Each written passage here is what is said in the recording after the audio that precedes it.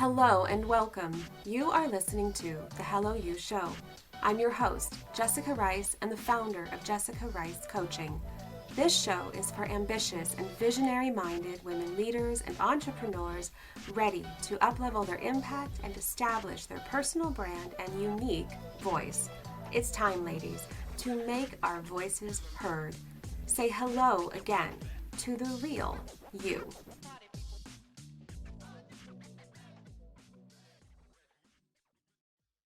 Hello and welcome back to the Hello You Show. My name is Jessica Rice and I am your host for today's show, as well as the founder of Jessica Rice Coaching. Today I'm going to talk about this funny thing that starts to happen when we start thinking about our future and how we want to start developing a plan or a trajectory for really creating a lasting impact, our legacy, if you will. And as we're doing this, as we're really starting to think forward, what we tend to start to do is think backward. And this is actually a very positive thing. Looking backwards in our lives leaves so many clues in relation to how we grow, how we succeed, things that we are good at. And it also leaves clues on areas that we can grow and improve. What I do notice that happens quite often, though, when we look backwards, is we really start picking out little moments in our lives that we feel nostalgic. We feel thrilled or happy, or moments where we just wish we could go back and re-experience that moment yet again. And so when we start thinking back to our younger years or college years, or when we first got married or met our spouse or had fun times with friends or just different things, we can start to romanticize those moments in time. Hindsight's always 2020. I often think back to when my son was very little and wishing I could go back to that, but I'm only thinking about that one moment, missing that moment. And yet, when you're in it, it's a very different experience because there's all the other little moments that are combined with it, all of the diaper changes, the crying, the lack of sleep. We forget about all of that. And we really just think back to the one moment that we wish we could hold on to. And while that is positive, what we're not doing is really taking into account or evaluating our growth trajectory in that process. So if you can think way, way, way, way back to when you were little and think about your evolution, how you went from being that little boy, that girl, to the person that you are today. And what is it that you learned and overcame and grew from that took you to where you are in your life now? Sure, we all experience pitfalls. We all fall, we get back up. I have many testaments around that. But I think really importantly is thinking about those learnings, where we stretched ourselves. What did we learn from that process? So that we are not repeating some of those same learnings.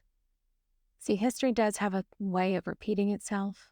And the whole goal is to learn about history so that we can prevent it from happening again and again and again in our lives.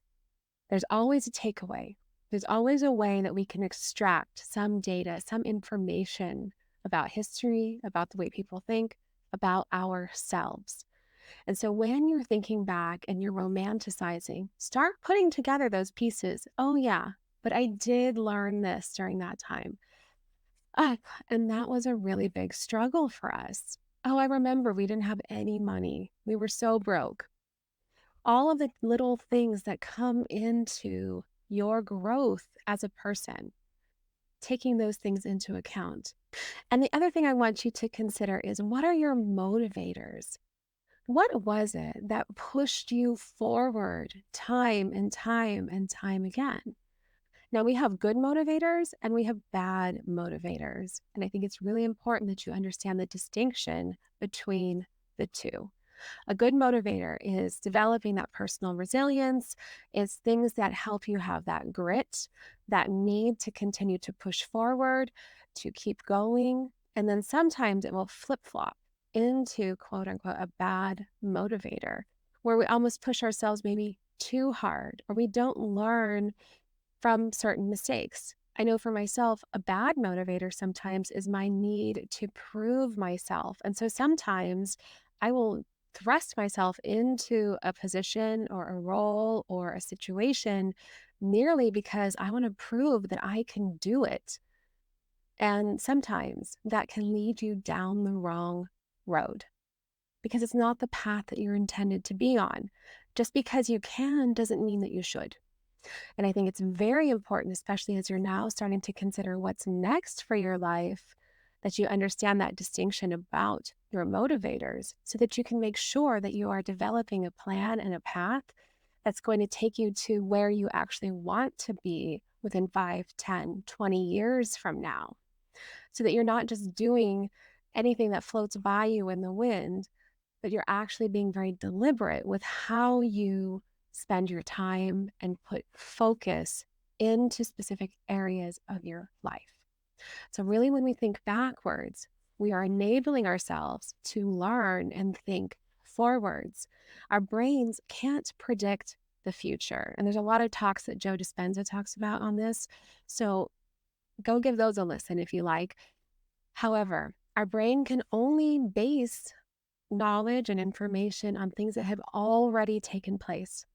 And so, what better way to really study and learn about ourselves, but really get deep in there? Start thinking about those little connections and how you moved from one place to the next. And what was it? What was it that triggered one decision to the next? Why? Sure, circumstances can come into play, but that's not everything. The other thing to be careful of is victim mindset, where we really start to just blame the situation that we were in rather than taking ownership. When we take ownership of a situation, we are learning. As someone who's gone through trauma and hardship, it's always going to have a piece in there where you can easily point the finger. However, there are always more scenarios involved, and we put ourselves into certain situations sometimes. And so it's really important. How did we respond to those situations? Were there ways that we could have handled it differently? And how did we grow from that? Maybe we needed to go through certain experiences in order for us to learn that lesson, to learn about ourselves. And I'm not trying to say that there are certain situations that are outside of your control. There certainly are. But how we move through them is how we are able to adapt to the situation that's present. So there are multiple things to take into consideration. However, it is a part of your journey, it's a part of your growth. It's your experiences that make us who we are. And so if you can take that into consideration and what that did for you rather than to you, then you'll actually learn so much more about yourself. It's incredibly key that when we're thinking about what's next, we're identifying all of these little gaps, these triggers, these motivators, these saboteurs, so that we can start to analyze and figure out how do we make it possible for us to actually be intentional and going down that path that we want. How do we plan it so that we are succeeding and achieving what we set out to do? If this is something that's resonating for you, if you've been considering how you can move forward in your life, in your career, in your trajectory, then I highly encourage you, take a moment and think about where you came from. My next bit of advice there is really write it down.